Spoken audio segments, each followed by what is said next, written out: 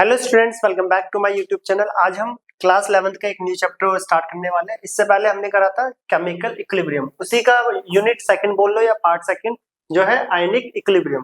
तो आज हम आयनिक इक्विलिब्रियम का इंट्रोडक्शन करेंगे और साथ के साथ इंट्रोडक्शन में कुछ बेसिक पॉइंट्स जो कि होता है electrolytes and ionization and dissociation को आज देखेंगे क्या होता है। तो चलो स्टार्ट करते हैं आज का हम लेक्चर। तो आज का हमारा चैप्टर है आयनिक इक्विलिब्रियम। इससे पहले हमने पढ़ा था केमिकल इक्विलिब्रियम और उसके क्वेश्चंस वगैरह सारे टॉपिक्स हम कवर करके आ चुके हैं। तो आज का हमारा टॉपिक आने वाला आयनिक इक्विलिब्रियम।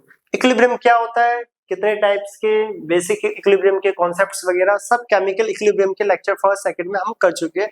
तो आयनिक इक्विलिब्रियम में जो कि पहला टॉपिक है आज डायरेक्ट, जो कि है इलेक्ट्रोलाइट्स, जिसके अंदर हम स्ट्रॉन्ग और वीक इलेक्ट्रोलाइट के बारे में पढ़ेंगे। तो स्टार्ट करते हैं और साथ के साथ देखेंगे कि आयनाइजेशन एंड डिसोसिएशन में क्या डिफरेंशिएट है, मतलब दोनों एक दूसरे से क्या डिफरेंट है, डिसोसिएशन और आयनाइजेशन क्या होता है। तो स्टार्ट करते हैं हम आयनिक इक्विलिब्रियम। तो इक्विलिब्रियम क्या होता है, ये सब चीजें तो हम पहले पढ़ के आ चुके हैं, एक्सप्लेन कर चुके हैं, फिजिकल इक्विलिब्रियम, केमिकल इक्विलिब्रियम वगैरह वगैरह सब कुछ। तो टॉपिक चैप्टर हमारा आयनिक इक्विलिब्रियम, ठीक है। यूनिट सेकंड बोल लो या फिर अलग से चैप्टर कर रहे हैं हम यहाँ पे आयनिक इक्विलिब्रियम। तो आयनिक इक्विलिब्रियम की डेफिनेशन लिख लेते हैं। इक्विलिब्रियम होता है क्या, ये सब चीजें तो हम पीछे आई करके आ चुके हैं। Ionic equilibrium,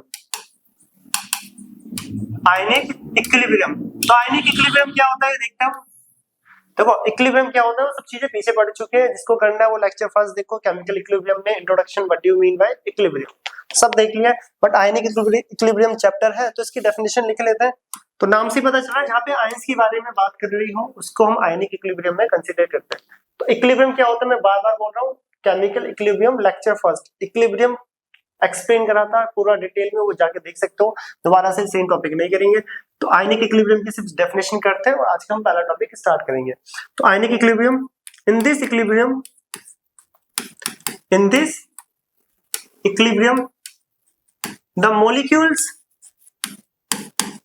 molecules as well as ions taking part in a reaction is known as ionic equilibrium, is known as ionic equilibrium.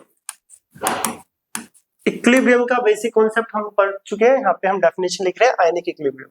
तो आयनिक इक्विलिब्रियम में किसकी बात होगी, जो भी मॉलिक्यूल है, कोई भी रिएक्शन है, उनके आयंस के बारे में हम बात करेंगे आयनिक इक्विलिब्रियम में। किसी भी केमिकल रिएक्शन में कोई भी आयंस, ठीक है, वो कंडीशन क्या होनी चाहिए, कंडीशन होनी चाहिए वो सिस्टम जो है वो इक्विलिब्रियम में होना चाहिए आयंस के फॉर्म में, इसलिए हम इसे आयनिक इक्विलिब्रियम बोलते हैं। अब सारी आयनिक रिएक्शंस को पढ़ेंगे वो भी इक्विलिब्रियम कंडीशंस में। तो चैप्टर स्टार्ट कर रहे हैं इसलिए हमें डेफिनेशन तो पता होना चाहिए, चैप्टर का मतलब क्या है, उसकी डेफिनेशन क्या है। आज का हमारा पहला टॉपिक आ रहा है इलेक्ट्रोलाइट, ठीक है। तो इक्विलिब्रियम क्या होता है सब चीजें हम पीछे पढ़ चुके हैं। पहला टॉपिक आ रहा है इलेक्ट्रोलाइट, इलेक्ट्रोलाइट्स। तो ये छोटी क्लासेस में पढ़ के आए सब। इलेक्ट्रोलाइट का मतलब क्या होता है, what is electrolyte, what is electrolyte. तो इक्विलिब्रियम पढ़ रहे हैं वो भी आयनिक, तो इलेक्ट्रोलाइट तो पता होना चाहिए। ऐसे सब्सटेंस जिनको किसी भी ऐसे सब्सटेंस या कंपाउंड जिनको वाटर में डिसॉल्व करा जाए, जिनको वाटर में डिसॉल्व करा जाए और वो आयंस में सेपरेट आउट हो जाए, क्या हो जाए, आयंस में डिसोशिएट हो जाए, ब्रेक हो जाए या आयनाइज हो जाए, तो उनको हम क्या बोलते हैं, इलेक्ट्रोलाइट्स। ऐसे सब्सटेंस जो वाटर में जाने के बाद आयंस दे, क्या दे, आयंस, उनको हम इलेक्ट्रोलाइट्स बोलते हैं। NaCl एक इलेक्ट्रोलाइट है, क्लास 10th में भी आपने पढ़ा हुआ है और 9th 8th में भी पढ़ा होगा। इलेक्ट्रोलाइट्स क्या होते हैं, ऐसे सब्सटेंस जिनको वाटर में ऐड करा जाए और वो आयंस प्रोड्यूस करे, उनको हम इलेक्ट्रोलाइट्स बोलते हैं। जैसे मोस्ट कॉमन इलेक्ट्रोलाइट NaCl, जो नमक होता है, साधारण नमक, कॉमन सॉल्ट, जब वाटर में डिसॉल्व करा जाता है तो Na positive and Cl negative ions देते हैं, इसलिए हम उन्हें क्या बोलते हैं, इलेक्ट्रोलाइट्स। क्या बोला जाता है, इलेक्ट्रोलाइट्स। तो इलेक्ट्रोलाइट्स होता है क्या है, तो डेफिनेशन देखो क्या बोल रही है। It is defined a substance is added in water,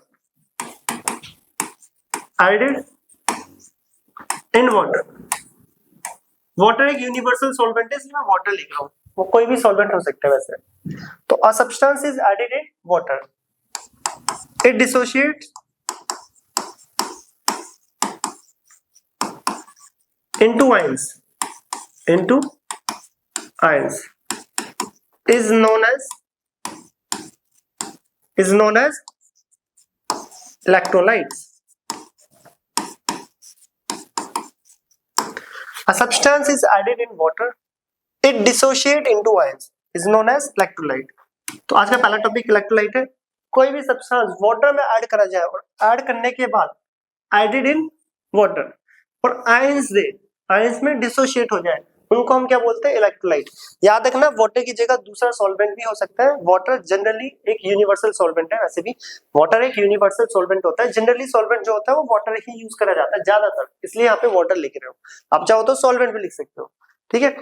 तो ऐसे सब्सटेंस जो वाटर में डिसॉल्व होने के बाद, सॉल्वेंट में डिसॉल्व होने के बाद आयंस में डिसोशिएट हो जाए, उनको हम इलेक्ट्रोलाइट्स बोलते हैं केमिस्ट्री में। क्या बोलते हैं केमिस्ट्री में? Electrolyte. Electrolyte ionic equilibrium chapter start करने से पहले, क्योंकि आज हम इंट्रोडक्शन कर रहे हैं चैप्टर का, इसलिए पता होना चाहिए कि इलेक्ट्रोलाइट बार बार स्टेटमेंट्स दिखेगी कि इलेक्ट्रोलाइट होता है क्या है, वीक इलेक्ट्रोलाइट क्या है, स्ट्रॉन्ग इलेक्ट्रोलाइट क्या है, ये सब चीजें पता होना चाहिए। तो इलेक्ट्रोलाइट तो पता चल गया। ऐसे सब्सटेंस जो वाटर में जाने के बाद आयंस में सेपरेट आउट हो जाए, उनको हम क्या बोलते हैं? इलेक्ट्रोलाइट्स। क्या बोलते हैं? इलेक्ट्रोलाइट्स। दो टाइप के होते हैं, स्ट्रॉन्ग एंड वीक। कितने टाइप्स के होते हैं? दो टाइप्स के। एक होता है स्ट्रॉन्ग इलेक्ट्रोलाइट, एक होता है स्ट्रॉन्ग इलेक्ट्रोलाइट, और दूसरा होता है वीक इलेक्ट्रोलाइट।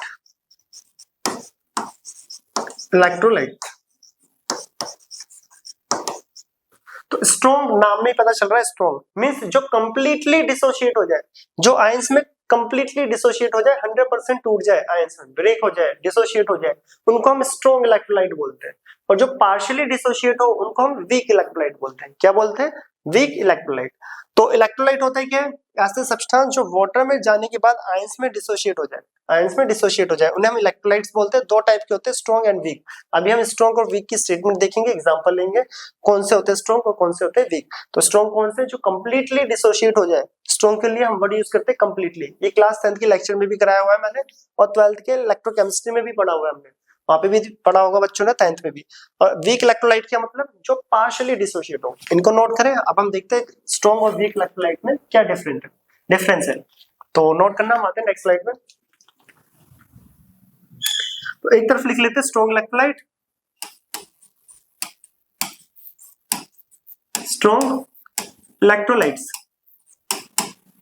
और दूसरी तरफ वीक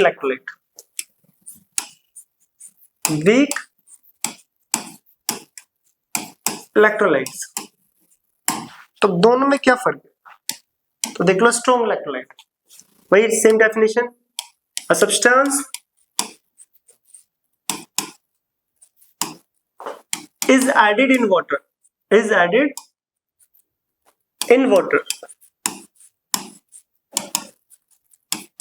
it dissociates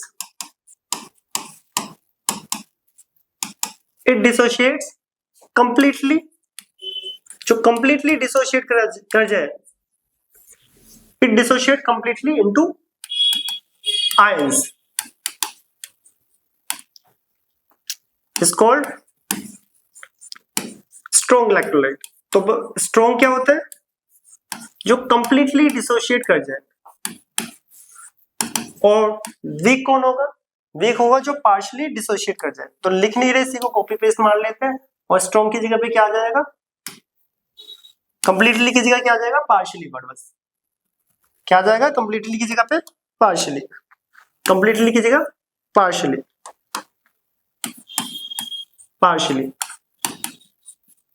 मतलब कुछ परसेंट रह जाएगा, वो कंप्लीटली टूटेगा नहीं, आयंस में सेपरेट आउट नहीं हो पाएगा, डिसोशिएट नहीं हो पाता। तो स्ट्रॉन्ग और वीक में फर्क क्या है? दोनों ही हम क्या पढ़ रहे हैं? इलेक्ट्रोलाइट के टाइप्स।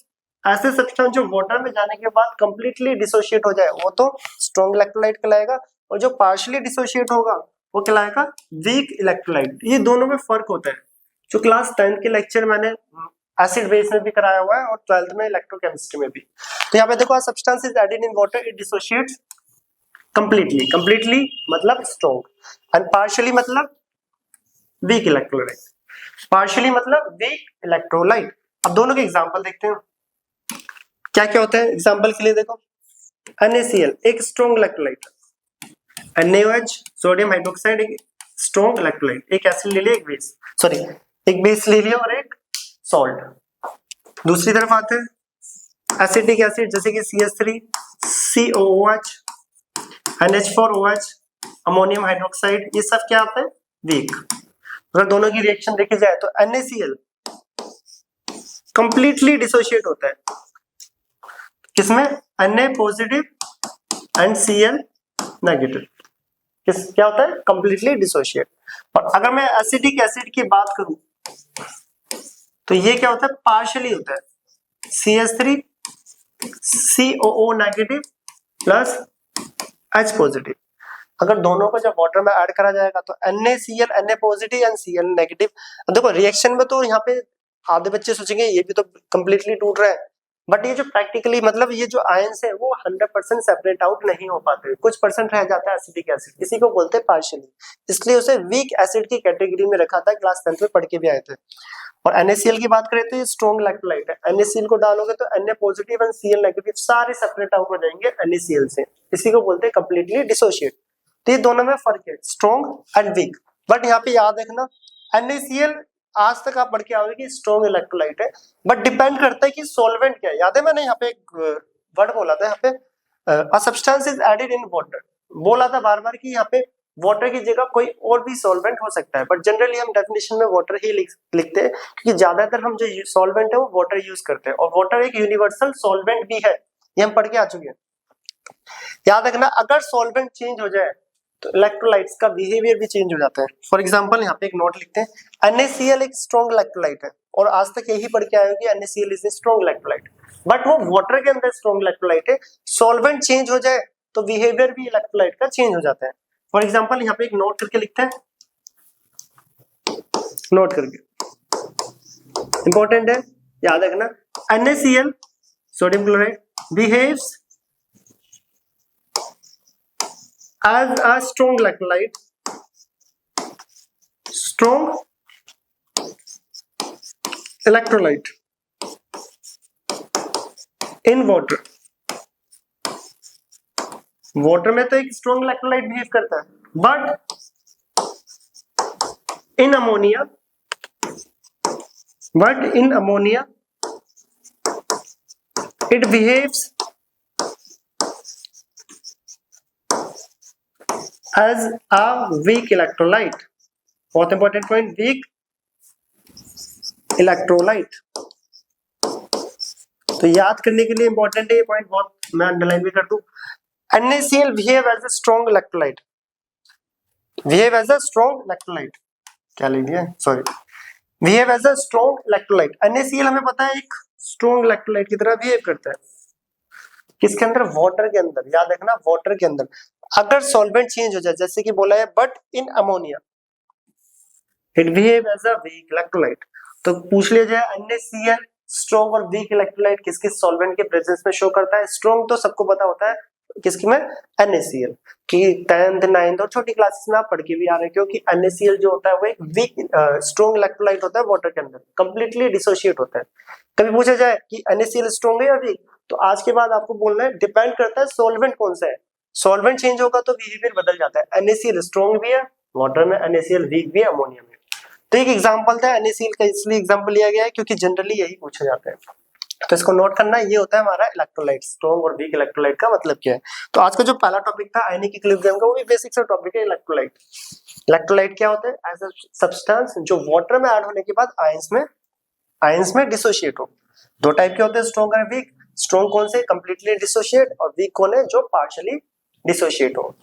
और स्ट्रॉन्ग कोई भी पर्टिकुलर सब्सटेंस स्ट्रॉन्ग शो नहीं करता, वो क्या करता है सॉल्वेंट के अकॉर्डिंग अपना बिहेवियर डिफरेंट शो करता है। सॉल्वेंट कैसा है उसके अकॉर्डिंग वो डिसोशिएट करता है, कई बार वो स्ट्रॉन्ग भी करेगा और कई बार वीक भी। तो NaCl का एग्जांपल याद रखना। तो ये था पहला टॉपिक। अब अगला आता है डिग्री ऑफ डिसोसिएशन, जिसमें हम डिसोसिएशन और आज आयनाइजेशन में फर्क देखेंगे, दोनों में क्या डिफरेंस है। तो इसको नोट करें, हम आते हैं नेक्स्ट स्लाइड पे।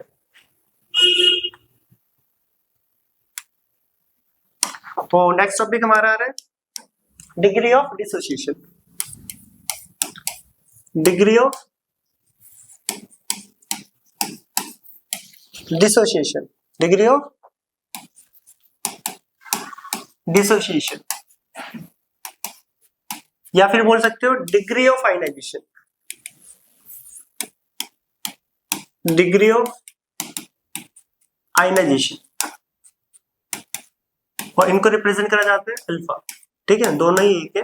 देखो यहाँ पे डिसोसिएशन और आयनाइजेशन, अब बुकों में ये कई बार डिसोसिएशन लिखा होता है, कई बार आयनाइजेशन, दोनों में मेन फर्क होता है। वैसे दोनों में फर्क है, उसको भी क्लियर कर लेंगे। अभी पहले ये देख लेते हैं डिग्री ऑफ डिसोसिएशन और आयनाइजेशन होता क्या है, जिसको अल्फा से रिप्रेजेंट करा जाता है। तो क्या डेफिनेशन बोलती है और क्या होता है degree of dissociation? It is defined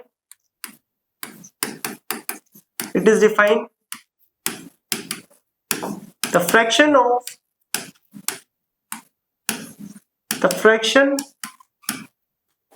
of total number of molecules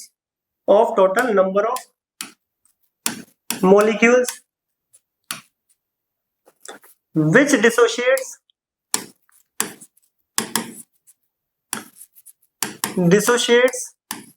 into ions। ये ठीक है, which dissociates, एक मिनट इरेजर थे, sorry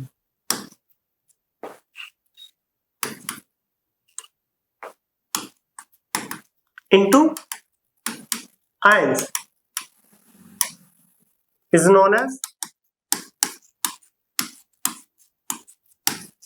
degree of dissociation or ionization। degree of dissociation और आयनाइजेशन, आयनाइजेशन बोल रहे हैं या फिर डिग्री ऑफ आयनाइजेशन। ठीक है, पूरा डिग्री ऑफ डिसोसिएशन और डिग्री ऑफ आयनाइजेशन। अब स्टेटमेंट क्या बोल रही है? बोल रही है the fraction of total number of molecule which dissociate into ions. तो ये फ्रैक्शन होता है किस चीज का? देखो फॉर्मूला देखो, यहीं पे समझ आ जाएगा। तो अल्फा जो होता है डिग्री ऑफ डिसोसिएशन आयनाइजेशन, ये होता है number of moles of dissociates, number of moles of dissociates upon total number of moles taken। ये होता है अल्फा। अगर डिग्री देखो, डिग्री ऑफ डिसोसिएशन अगर बेसिक टर्म में बोला जाए तो यहाँ पे आ जाओ, कौन कितना, देखो ये स्ट्रॉन्ग तो कंप्लीटली डिसोशिएट होता है। स्ट्रॉन्ग क्या होता है? Completely dissociate.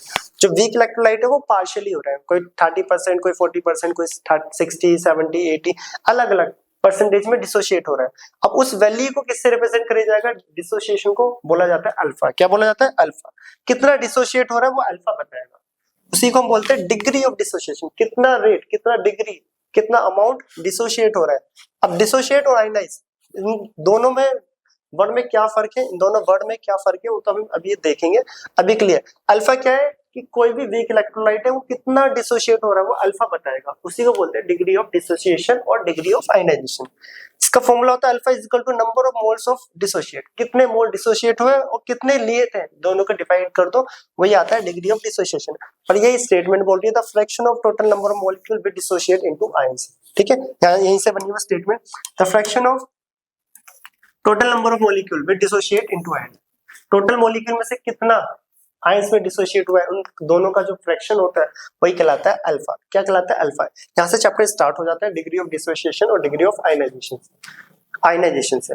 तो अल्फा हमें क्या बताएगा? बेसिकली क्या बताएगा कि कोई भी इलेक्ट्रोलाइट कितना डिसोशिएट हो रहा है वो अल्फा कैलकुलेट करेगा। हम आयनिक इक्विलिब्रियम पढ़ रहे हैं, रिएक्शन जो भी है वो आयंस में सेपरेट होगी। देखो समझना, हम जो चैप्टर पढ़ रहे हैं वो है आयनिक इक्विलिब्रियम। कोई भी सब्सटेंस है वो आयंस में डिसोशिएट हो रहा है, इसलिए इसको इलेक्ट्रोलाइट बोलते हैं। और कंडीशन इक्विलिब्रियम में, इसलिए वो आयनिक इक्विलिब्रियम के अंदर आ रहा है। अल्फा क्या है? वो रेट बताएगा, कितना अमाउंट बोल सकते हो कि कोई इलेक्ट्रोलाइट डिसोशिएट हो रहा है। इसका फॉर्मूला ये रहा सामने। अब डिसोसिएशन आयनाइजेशन सबको एक ही लगता है, एक ही है, बट दोनों में फर्क होता है। दोनों में अगर डिफरेंस पूछ लिया बाई चांस की आयनाइजेशन और डिसोसिएशन में डिफरेंस क्या है, अगर एक ही होता तो एक ही वर्ड लिखते हैं ना, फिर दो दो क्यों लिख रहे हैं यहाँ पर? दोनों में फर्क है। क्या डिफरेंस है वो अभी हम देखते हैं मेन, कि डिसोसिएशन और आयनाइजेशन में मेन डिफरेंस क्या होता है। याद रखना दोनों एक दूसरे से अलग है। उसके बाद भी दोनों को एक ही से ही क्यों रिप्रेजेंट करा गया है ये भी देखेंगे। तो इसको नोट करें, हम आते हैं नेक्स्ट स्लाइड पे कि difference between dissociation and ionisation. तो नोट करना है, पहला टॉपिक था चैप्टर का। वैसे तो इलेक्ट्रोलाइट भी टॉपिक ही है। नेक्स्ट स्लाइड पे आ रहे हैं। तो टॉपिक है difference between dissociation and ionisation. Difference between dissociation and ionisation. अब डिसोसिएशन और आयनाइजेशन में मेन फर्क क्या है, तो चेक करते हैं पहले। पहले समस्या लिखो, पहले एक टॉपिक लिख लेते हैं, फिर दोनों को मैं डिफरेंशिएशन करें। एक तरफ लिख लेते हैं डिसोसिएशन और एक तरफ लिख लेते हैं आयनाइजेशन। ठीक है, डेफिनेशन भी देख लेंगे और वैसे भी समझ लेते क्या होता है। अब देखो, डिसोसिएशन और आयनाइजेशन दोनों में ही कोई भी सब्सटेंस आयंस में टूट रहा है, उसको आयनाइजेशन भी बोलते हैं, आयंस में टूटना, और ब्रेक होना डिसोसिएशन भी बोलते हैं। बट फिर भी दोनों में क्या फर्क है? फर्क ये, अगर आयनिक कंपाउंड या आयनिक कंपाउंड जिनके पास आयंस ऑलरेडी प्रेजेंट होते हैं, जैसे कि NaCl एक आयनिक कंपाउंड है, उसके पास आयंस ऑलरेडी प्रेजेंट है, और वाटर में जाने के बाद या किसी सॉल्वेंट में जाने के बाद वो आयंस दे, ठीक है, जैसे NaCl उसके पास आयंस ऑलरेडी प्रेजेंट है, वाटर में जाने के बाद वो आयंस में टूट रहा है, उस टर्म को बोलते हैं डिसोसिएशन। मींस आयनिक कंपाउंड के लिए हम जो वर्ड यूज करते हैं वो होता है डिसोसिएशन। और अगर दूसरे पोलर कंपाउंड्स है, जैसे कि पोलर या न्यूट्रल मॉलिक्यूल, जैसे कि HCl, उसके पास आयंस नहीं होते हैं, ये एक कोवलेंट बोल लो, पोलर बोल लो, कंपाउंड है, न्यूट्रल कंपाउंड, उन टाइप के कंपाउंड्स के लिए जिनके पास आयंस नहीं है, बट वो वाटर में जाने के बाद आयंस में डिसोशिएट हो जाए। ये वाटर में जाने के बाद आयंस में डिसोशिएट हो जाए, वाटर में जाने के बाद, डिसोशिएट वर्ड नहीं यूज कर रहा, वाटर में जाने के बाद आयंस प्रोड्यूस कर दें, डिसोशिएट में बोलना, ठीक है। ऐसे कंपाउंड, ऐसे मॉलिक्यूल जो क्या है, जिनके पास आयंस नहीं है बट वाटर में जाने के बाद आयंस प्रोड्यूस कर दे, उनके लिए वर्ड यूज करा जाता है आयनाइजेशन। ये थोड़ा अपोजिट है, देखो आयनिक कंपाउंड के लिए डिसोसिएशन, और जो दूसरे पोलर है और न्यूट्रल मॉलिक्यूल है उनके लिए आयनाइजेशन। डेफिनेशन देखते हैं, फिर दोबारा से समझेंगे क्या बोल रहे हैं। देखो, ये आयनिक कंपाउंड के लिए बोला था, व्हेन आयनिक कंपाउंड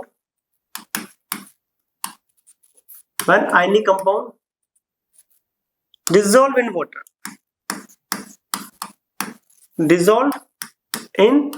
water, जब आयनिक कंपाउंड को वाटर में डिसॉल्व करा जाए, when ionic compound dissolve in water, the ions which are already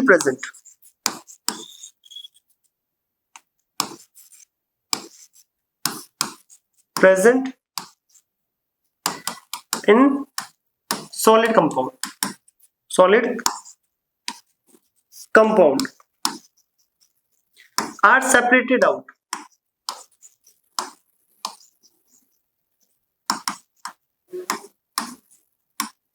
This is known as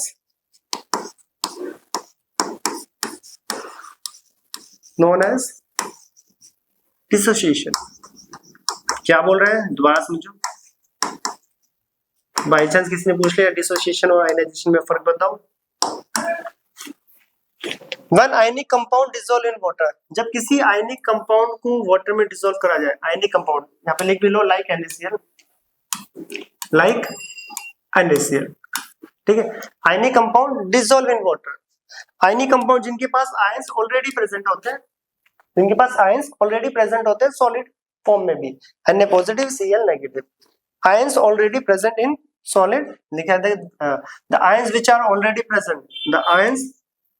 already present in solid form या solid compound are separated out, this is known as dissociation. Ionic compound के लिए dissociation है, opposite है, बोलते time लगता है आयनिक compound के लिए क्या पता आयनाइजेशन हो। आयनिक कंपाउंड के लिए वर्ड हम यूज करते हैं डिसोसिएशन। ये एक आयनिक कंपाउंड है, इसके पास आयंस है और वाटर में जाने के बाद और आयंस दे भी रही है, Na पॉजिटिव Cl नेगेटिव, ये आयनिक कंपाउंड, इसके पास आयंस थे ऑलरेडी और वाटर में जाने के बाद भी आयंस दे रहा है, तो उसके लिए वर्ड यूज करेंगे डिसोसिएशन। ये है एक न्यूट्रल मॉलिक्यूल, इसके पास आयंस नहीं है, ये क्या है, न्यूट्रल मॉलिक्यूल, इसके पास आयंस नहीं है बट वाटर में जाने के बाद आयंस दे रहा है, तो वर्ड यूज करेंगे आयनाइजेशन। ये फर्क होता है दोनों में। देखो उसके लिए भी लिखते हैं पहले स्टेटमेंट, इसको राइट में ले लेते हैं।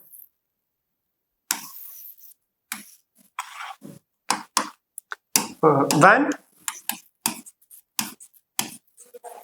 अ पोलर, आयनिक कंपाउंड को छोड़ के दूसरे पोलर और neutral molecule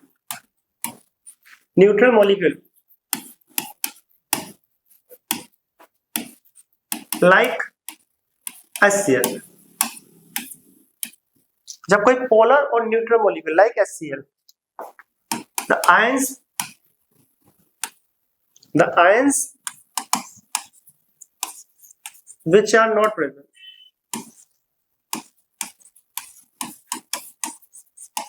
but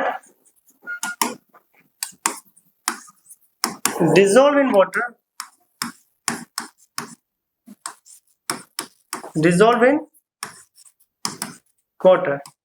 it produced ions. This is known as